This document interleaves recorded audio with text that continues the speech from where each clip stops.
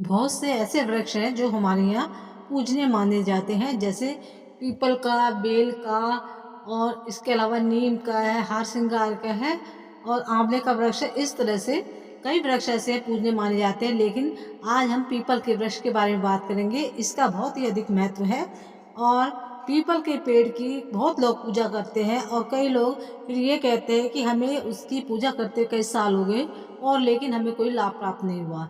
इसके पीछे कुछ कारण होते हैं जिसके कारण कि पूजा करते करते भी उन लोगों को पीपल की पूजा करते करते हुए चाहे कितना भी समय हो गया हो, तो वो लाभ क्यों नहीं मिलता। इसके कई कारण होते हैं, क्योंकि हम लोग कुछ ऐसी गलती कर बैठते हैं जाने अनजाने में, जिससे हम पूजा का लाभ नहीं उठा सकते।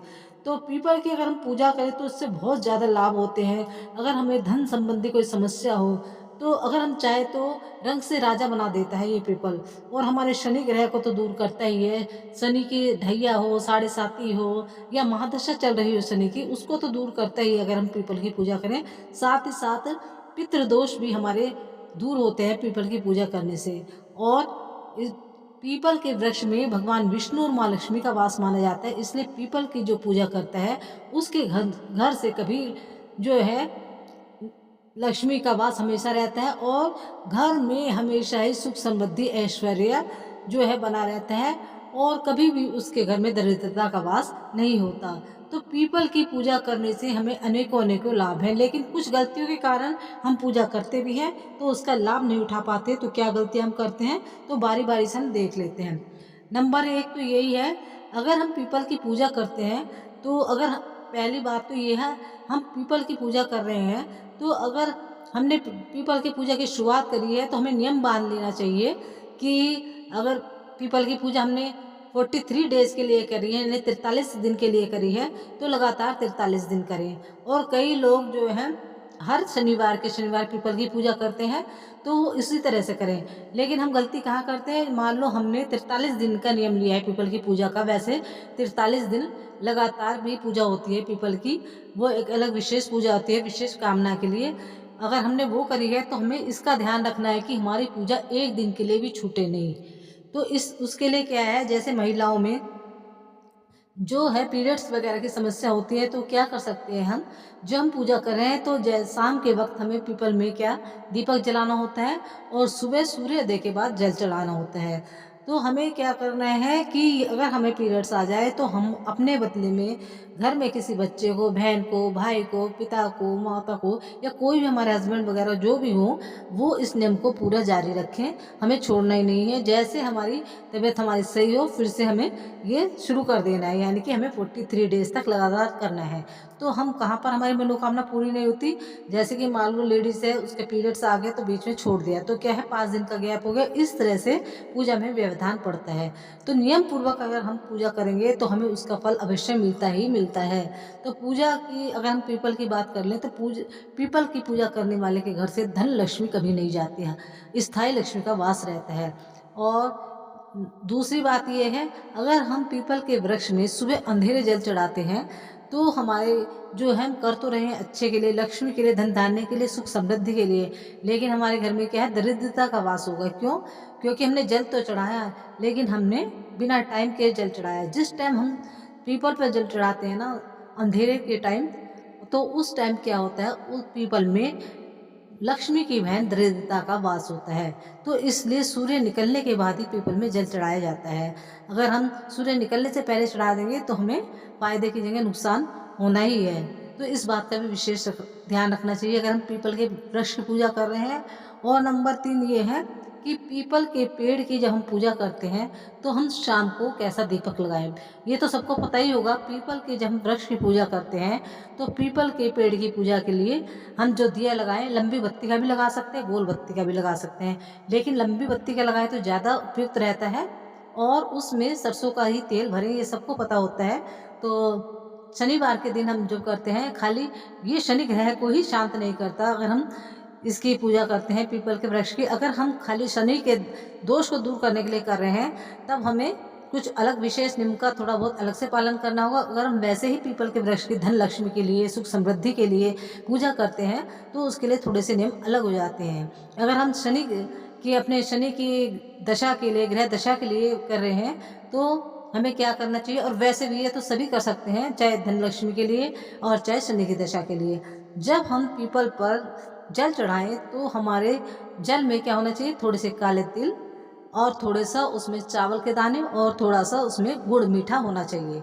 तो मीठा जरूर डालना चाहिए, तब हमें जो है पीपल के पेड़ पर जल समर्पित करना चाहिए, खाली जल नहीं समर्पित करना चाहिए। तो ये भी हमें विशेष ध्यान रखना चाहिए। और जैसे दीपक का मैंने बता ही दिया है कि सरसों का तेल होना चाहिए, लंबी बत्ती होनी चाहिए।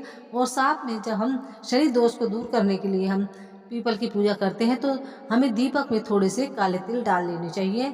और जो हम दीपक लगाते हैं पीपल के पेड़ के नीचे, तो उसके नीचे हमें साबुत उड़द के कुछ दाने बिछा लेने चाहिए 5 से 7, और उसके ऊपर हमें दीपक लगाना चाहिए। इससे हमारा जो है बहुत शीघ्र अतिशीघ्र हमारी जो है राहु की और शनि की दशा जो है हमारी शांत होती है, यानी कि समाप्त होने लगती है, उसका असर कम होने लगता है अगर हम लगातार इस उपाय को करते हैं। जो भी उपाय हम करें, शनि के लिए कर रहे हैं या लक्ष्मी माता के लिए कर रहे हैं, सुख समृद्धि के लिए कर रहे हैं, तो हमें लगातार करते रहना चाहिए और हमें छोड़ना नहीं चाहिए।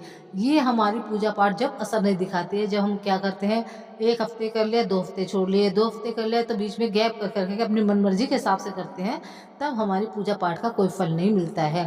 हाँ, अगर कोई बहुत ही ज़्यादा इमरजेंसी है, अगर हमारे कोई किसी हफ्ते में बहुत ही इमरजेंसी है, तब हम इमरजेंसी में छोड़ सकते हैं, लेकिन कोशिश यही करें कि हम अपनी पूजा को बिल्कुल जारी रखें।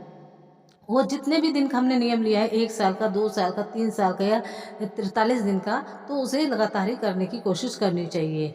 तो ये जल का भी हो गया और हमारे ये पूजा का भी हो गया। और हो सके तो जब भी हम पूजा पाठ करें, तो जब दीपक लगाएं तो हमें संध्या के समय लगाना चाहिए। तो दीपक कभी यह है पीपल में, और शनि के निमित्त भी लगा रहे हैं, चाहे लक्ष्मी की प्राप्ति के लिए भी लगा रहे हैं, तो हमें शाम के वक्त ही लगाना चाहिए जब सूर्य भगवान छिप जाए। और हमें हमेशा ही जो है, जब हम जल देते हैं सुबह के टाइम, जब सूरज निकल जाता है पीपल पर, तो पीपल के वृक्ष की 3 या 7 परिक्रमा अवश्य करनी चाहिए। 3 परिक्रमा करेंगे तो वो हो गई हमारी ब्रह्मा विष्णु महेश के नाम की। तो ये 3 परिक्रमा होगी। अगर हम 7 परिक्रमा लगाते हैं पीपल के वृक्ष की, तो सभी देवी देवताओं की परिक्रमा इसमें आ जाती है। तो हमें परिक्रमा जरूर लगानी चाहिए, नहीं तो हमें पूजा का फल कुछ नहीं मिलता है, चाहे हम कितने ही जल चढ़ा लें, पूजा पाठ कर लें, लेकिन परिक्रमा हमें जरूर लगानी चाहिए। अगर हम परिक्रमा लगाएंगे तो हमें पूजा का जो फल है हमें जरूर मिलेगा। तो ये छोटी छोटी सी बातें हैं कहने के लिए, लेकिन जब तक हम संपूर्ण पूजा नहीं करेंगे तब तक हमें फल कैसे मिलेगा, ये तो सोचने की बात है। और ये भी है, जब हम नियम ले लेते हैं ना, अगर हम सुबह के टाइम जल चढ़ाते हैं तो शाम को भी हमें दीपक लगाना चाहिए। यानी कि ये नहीं है कि हमने शाम को दीपक लगा दिया, सुबह को जल नहीं चढ़ाया, या सुबह को जल चढ़ा दिया तो हमें शाम को टाइम नहीं मिला तो दीपक नहीं लगाया। तो जब हम किसी पूजा का नियम लेते हैं तो हमें ये पूजा पूरी करनी चाहिए। और साथ ही साथ हमें एक बात का विशेष ध्यान रखना चाहिए कि हमें भूल कर भी रविवार के दिन पीपल में जल नहीं चढ़ाना चाहिए। क्यों नहीं चढ़ाना चाहिए? क्योंकि रविवार के दिन पीपल में जो है लक्ष्मी की बहन दरिद्रा का निवास होता है। तो अगर हम भूल से भी रविवार के दिन जल चढ़ा देते हैं तो लक्ष्मी की जगह हमारे यहाँ जो है दरिद्रता का वास होता है, इसलिए भूल कर भी ऐसी गलती ना करें। तो कुछ ऐसे छोटे छोटे उपाय हैं जिनका हम पूजा करते हुए वक्त जो है ध्यान नहीं दे पाते, तो इस कारण से हमें जो है बहुत ही ज़्यादा जो कष्ट हमें झेलने पड़ते हैं और हमें कुछ पूजा का फ़ायदा भी नहीं होता। इसलिए हमें इन छोटी छोटी बातों का ध्यान रखना चाहिए। और वरना पीपल की जो पूजा करता है, सुबह शाम नियम पूर्वक कर लेता है, तो उसके घर से धन लक्ष्मी वैभव ऐश्वर्य की वृद्धि होती है। कभी लक्ष्मी उसका घर छोड़कर कभी नहीं जाती। तो देखिए, मैंने जो जानकारी थी वीडियो में दी है, अगर आपको बिल्कुल थोड़ी भी अच्छी लगी हो तो प्लीज़ चैनल को जरूर से जरूर सब्सक्राइब करें, लाइक कमेंट और शेयर भी करें। जय श्री राधे, जय श्री कृष्ण।